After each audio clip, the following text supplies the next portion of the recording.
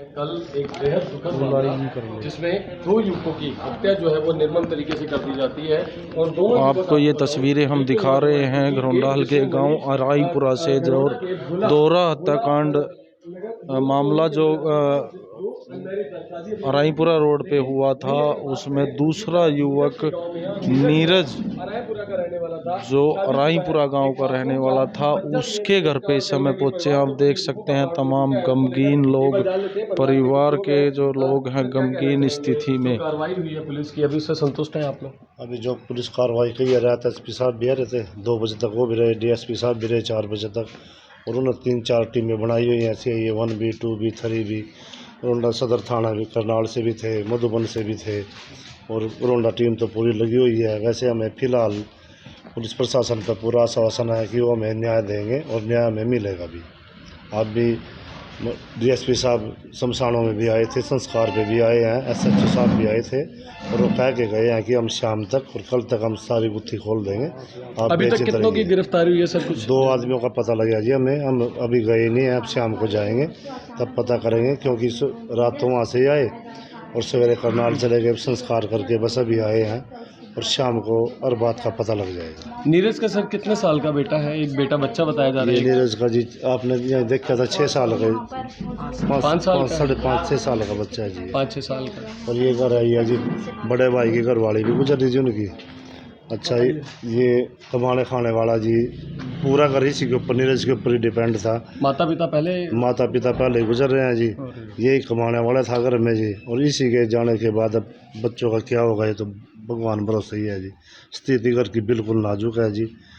देखा प्रशासन से दूसरे भाई के बच्चा, दूसरा भाई भी इन्हीं के सारा था, क्योंकि यही था, वो तो उसकी पहले घर वाली गुजर रही है। अब जी प्रशासन से यही उम्मीद करेंगे कि जितने ढाबों पे जी ये शराब पीते हैं बैठ के, तो ये शराब बंद करवाई जाए, क्योंकि ये 2 घर तो उजड़ ही गए। भगवान से दुआ है कि आगे किसी का घर ना उजड़े। और ये तो आपने देख ही लिया कि 2 घर तो ये जी बर्बाद हो गए हैं। एक की तो शादी होने वाली थी, वो तो शादी से पहले ही बेचारा चला गया।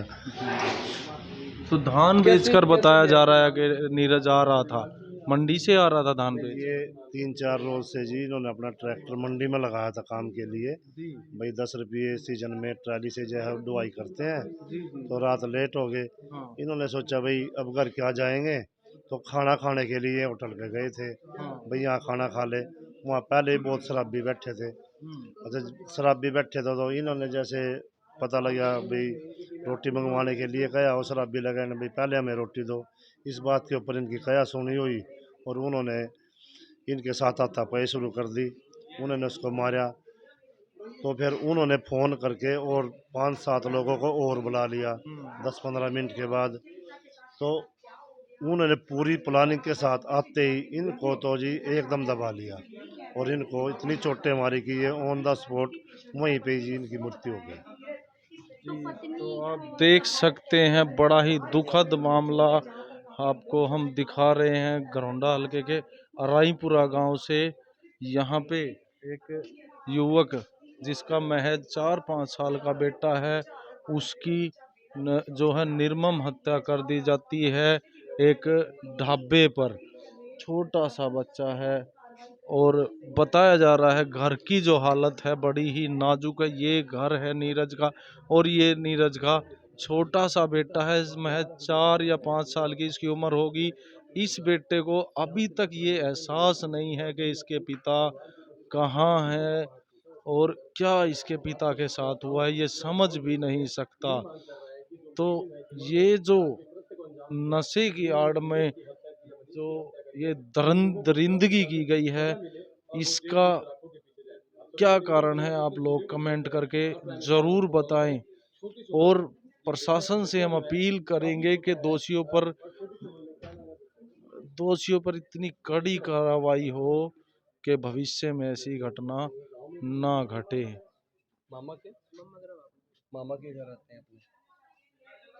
तो ये देख सकते हैं छोटा सा बच्चा जो नीरज था राईपुरा गांव का, उसका ये बेटा है। परिवार पर जैसे दुखों का पहाड़ टूट गया है। बहुत ही गरीब परिवार था, और नीरज एक महज कमाने वाला एकमात्र यहाँ एक व्यक्ति था जिसकी भी निर्मम हत्या कर दी गई।